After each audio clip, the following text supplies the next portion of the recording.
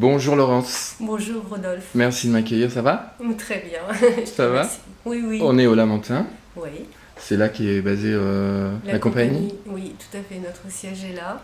On vit là, on travaille là. Depuis 3 ans et demi, la compagnie s'est implantée en Martinique, a fait le choix de revenir là. Enfin, je dis aussi de revenir parce que donc, on est une troupe mixte. Il y a aussi donc Jean l'Océan, que certains connaissent comme Mhm. conteur de la Martinique, et qui a donc rejoint le originel de Caravane, qui était un duo de danseurs à l'époque. Voilà. Et donc, par extension, nous faisons danse, théâtre et conte. Caravane a plus porté des projets en danse qu'en théâtre. Oui, à l'origine, oui. On était vraiment Thierry Sirou qui signe la mise en scène de Amiosphère Mhm. et d'autres pièces avant de travailler dans des grandes compagnies internationales, dont Alvin Ailey, Mhm. Béjart, Maggie Marin, Richardson à New York, enfin voilà. Et en 98, donc il y a quand même presque 18 ans hein, à peu près, nous avons eu envie de créer nos propres pièces. On l'a fait. Et donc ça a été un long chemin passionnant. À l'origine plus chorégraphique. On avait remporté 2 prix du public, un concours international. D'accord. Voilà. Et puis après, on s'est un petit peu libéré aussi sur la parole, parce que les danseurs des fois sont très timides au début. Ouais.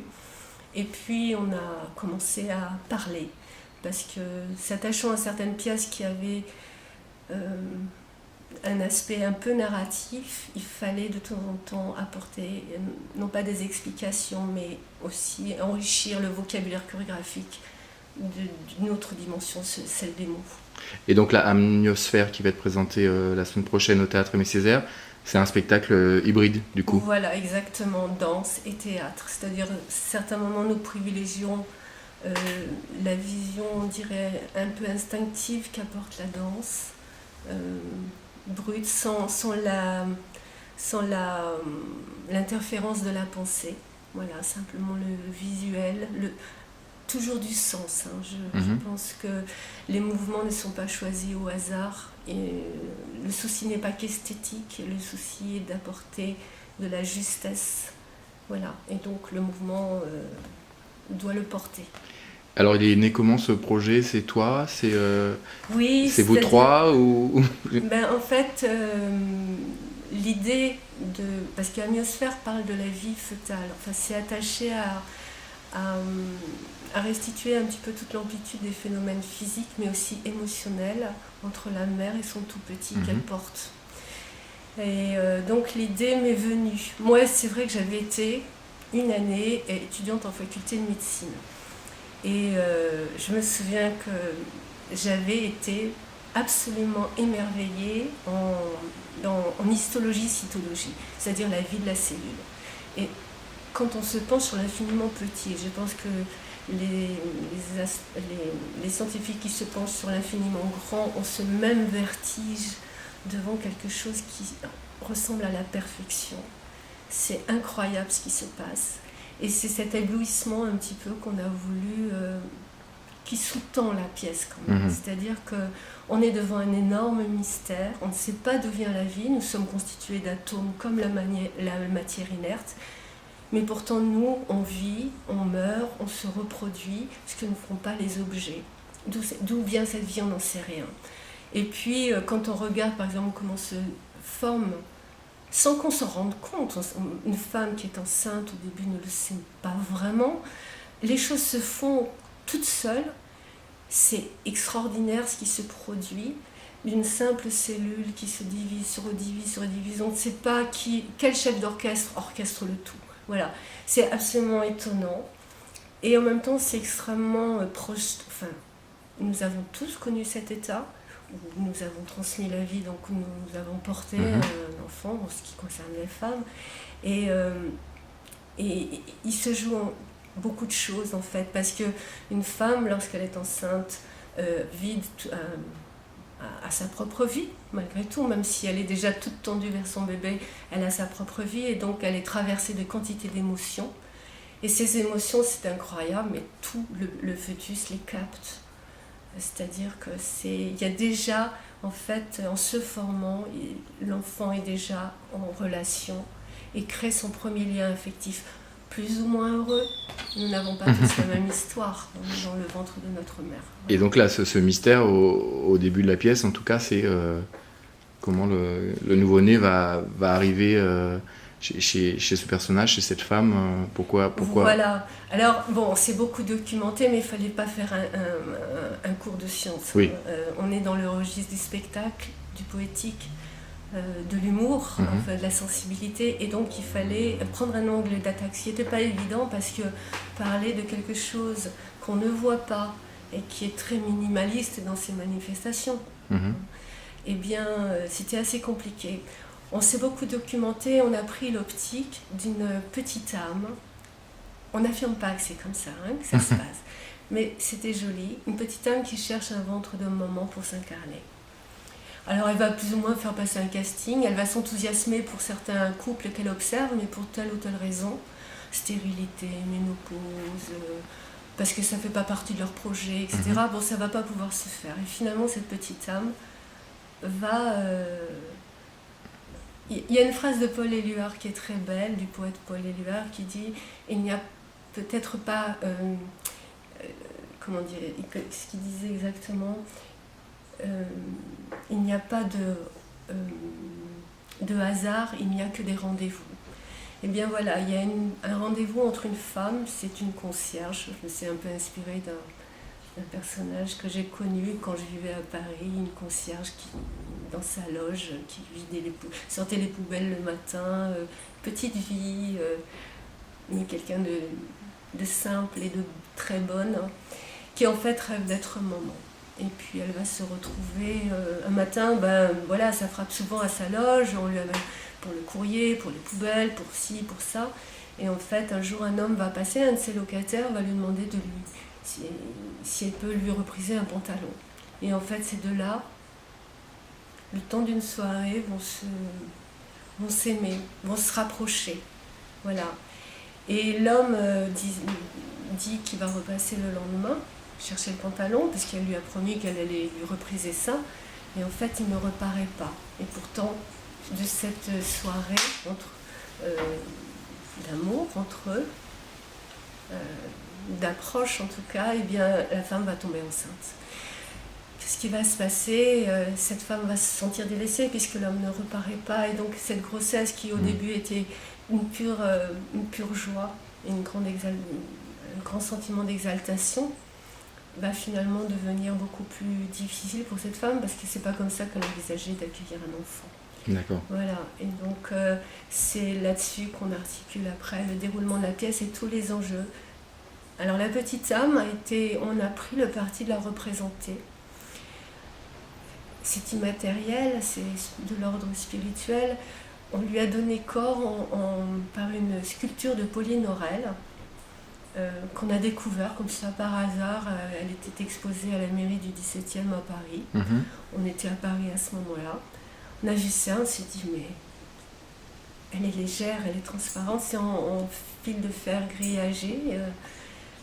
C'est tout à fait étonnant, et on a contacté Pauline Aurel et on lui a demandé si elle voulait bien nous représenter la petite âme. Donc on a une petite âme pleine d'élan et une position ouverte comme ça, généreuse, prête à aller sur terre pour qui s'exprime aussi un peu. Voilà, alors on l'a fait s'exprimer, c'est-à-dire qu'on entend sa voix en voix off. Alors on a pris la voix d'une adolescente, parce qu'on ne voulait pas trop infantiliser la pièce avec une petite voix de bébé. Et puis l'adolescente en question, ça amène du nerf, de l'énergie, un petit peu de raillerie, quoi, parce que l'adolescente n'hésite pas à se moquer un petit peu des choses gentiment. Enfin, disons qu'elle est assez élucide et un tantinet impertinente, et donc ça donne de l'énergie, et donc elle intervient, sa présence est permanente, bien que parfaitement immatérielle, enfin représentée, mais elle est partout en même temps. Voilà. Comment vous avez réussi à travailler avec le metteur en scène qui, lui, ne vit pas en Martinique, c'est ça, hein? Alors oui, Thierry est en métropole. Eh bien, on a eu aussi beaucoup de soutien de la DAC Martinique, de la CTM. On a été coproduit par le Petit Théâtre de Redoute, D'accord. en accueil résidence à Corzeno. Bon, avec ces aides, eh bien, on a pu reconstituer le temps de la création de la compagnie. Et donc Thierry Sirou pendant quasiment 2 mois, on a travaillé pour créer la pièce qui avait en amont évidemment fait tout un travail très, très long et très pointu d'écriture pour savoir comment on allait attaquer ce sujet. Voilà. Et toi, c'est plus le texte, la danse, lui, c'est plus la danse, enfin, ou c'est les deux Alors, je quelle suis... part on va dire, non, le travail d'écriture, j'écris. Et Thierry Sirou, on convenait de l'angle, de ce qu'il fallait écrire, j'écrivais. Et ensuite, on travaillait ensemble. Alors, j'ose à peine le dire, mais c'était par Skype, des après-midi entières. En fait, mais c'était le sentiment d'être comme oui, un bureau, en fait. Et on travaillait, on corrigeait sous son regard critique. Des fois, on écrivait ensemble, d'autres fois, j'écrivais parce que le travail d'écriture, quand même, je pense, demande du silence intérieur. On ne peut pas écrire à 2 tout le temps, c'est pas possible. Par contre, fouiller, et toujours sur le regard critique voilà. Et pour la danse aussi alors la danse, plus, là, ce sont les chorégraphies, ont été signées par Thierry Sirou. D'accord. C'est-à-dire ont été faites. Là, je me suis pliée comme n'importe quelle danseuse, parce qu'avant, nous, on chorégraphiait ensemble. Voilà, différentes pièces. C'était vraiment en duo. Comme là, je danse et j'ai aussi comme partenaire Jean L'Océan.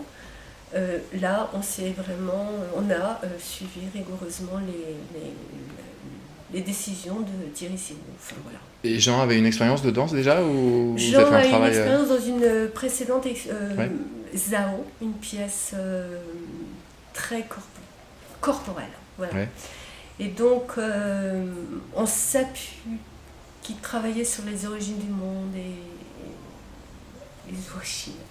Et donc, il fallait quelque chose d'assez brut. Et donc là, déjà, il avait vraiment abordé l'expression du corps.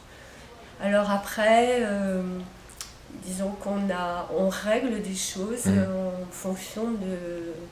Mais finalement, il y a par exemple, je crois, un beau pas de deux, où chacun est très bien utilisé, puisque oui, j'ai une formation, j'ai fait du classique, j'ai fait du contemporain pendant des années.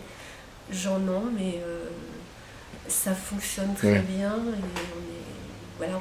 Et puis, par exemple, lorsque la femme apprend qu'elle est enceinte, elle danse, elle traduit, ou quand elle est en déprime aussi, il y a une traduction corporelle. Voilà. Oui, on n'a pas l'habitude de voir une femme enceinte danser. Voilà, là. Par exemple. En tout cas, c'est surprenant. Oui, c'est Thierry Sirou qui disait non, à un moment, il ne voulait pas que je saute. Il dit une femme enceinte ne saute pas.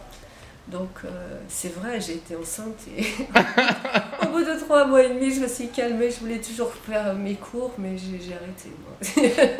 J'ai attendu que ma fille naisse. Bon, on va vous souhaiter une bonne fin de création. Vous entrez au théâtre bientôt, j'imagine Voilà, on s'installe, on fait la création lumière avec Viviane Vermignon. Et puis, donc, nous aurons une représentation scolaire jeudi 25 en direction de lycéens. Je pense que ça va être un beau sujet pour eux parce que ça parle de responsabilité par rapport à l'enfant, de parentalité, oui, c'est pas de sexe, d'amour. Pas des choses qu'on aborde dans beaucoup de spectacles, c'est vrai. Et puis, pour les tout publics, donc. Vendredi 26 et samedi 27 à 19h30. Donc au théâtre Aimé Césaire, et on peut appeler au théâtre pour réserver, c'est ça ? Pour les réservations. C'est centralisé au théâtre Aimé Césaire. Bon. Voilà. Et bien on se retrouve fin de semaine prochaine alors. Merci beaucoup. Au revoir Laurence. Au revoir.